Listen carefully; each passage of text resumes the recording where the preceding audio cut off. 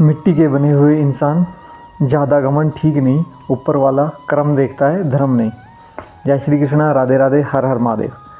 भगवत गीता के अभी तक हमने 11 अध्याय कंप्लीट किए हैं। आज हम अध्याय 12 से शुरुआत करेंगे, भक्ति योग।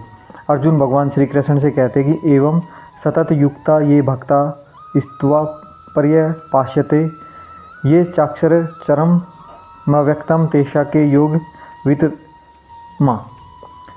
अर्जुन ने पूछा कि जो आपकी सेवा में सदैव तत्पर रहते हैं या जो अव्यक्त निर्विशेष ब्रह्मा की पूजा करते हैं, उन दोनों में से किसके अधिक पूर्ण माना जाए, यानी कि उन दोनों में से कौन अधिक सिद्ध है। अब तक भगवान श्री कृष्ण साकार, निराकार एवं सर्वव्यापक तत्व को समझा चुके हैं और सभी प्रकार के भक्तों और योगियों का भी वर्णन कर चुके हैं। सामान्यतः अध्यात्मवादियों की दो श्रेणियों में विभाजित किया जा सकता है, निर्विशेषवादी तथा सगुणवादी। परम सत्य की अनुभूति की विभिन्न विधियों में भक्ति योग सर्वोत्कृष्ट है।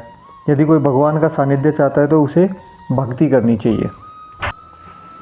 अर्जुन की बात सुन के भगवान श्री कृष्ण बताते हैं कि मया वेश्य मनो ये माँ नित्य युक्ता उपासते श्रद्धाया पर योक्त तास्तते मैं युक्त माँ मता। श्री भगवान ने कहा, जो लोग अपने मन को मेरे साकार रूप में एकाग्र करते हैं और अत्यंत श्रद्धापूर्वक मेरी पूजा करते हैं, मेरी पूजा में सदैव लगे रहते हैं, वे मेरे द्वारा परम सिद्ध माने जाते हैं। कृष्ण का जो भक्त होता है वह कृष्ण संबंधी कार्यों के अतिरिक्त अन्य किसी भी कार्य में एक क्षण नहीं गवाता।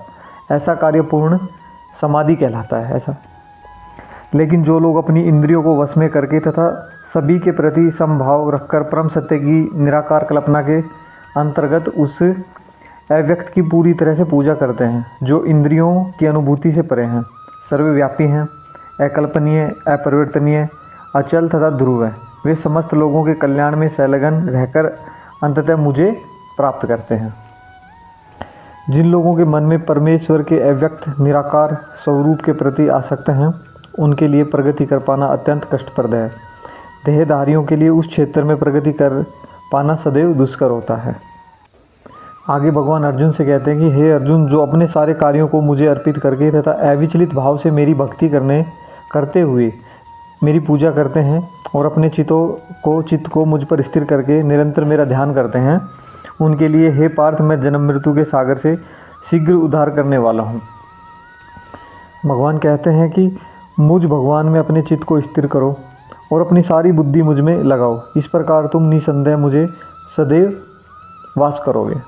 सदैव वास करोगे। जो भगवान कृष्ण की भक्ति में रत रहता है उसका परमेश्वर के साथ प्रत्यक्ष संबंध होता है। तो हे अर्जुन, हे धनंजय, यदि तुम अपने चित्त को अविचल भाव से मुझ पर स्थिर नहीं कर सकते तो तुम भक्ति योग की विधि विधानों का पालन करो। इस प्रकार तुम मुझे प्राप्त करने की चाह उत्पन्न करो।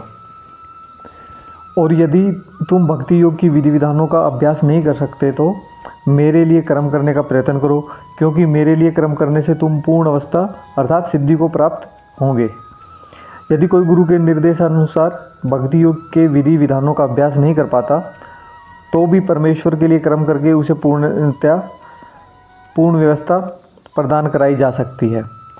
इस प्रकार आज भगवत गीता अध्याय 12 के भक्ति योग के हमने 10 श्लोक कंप्लीट किए। जय श्री कृष्णा, राधे राधे, हर हर महादेव।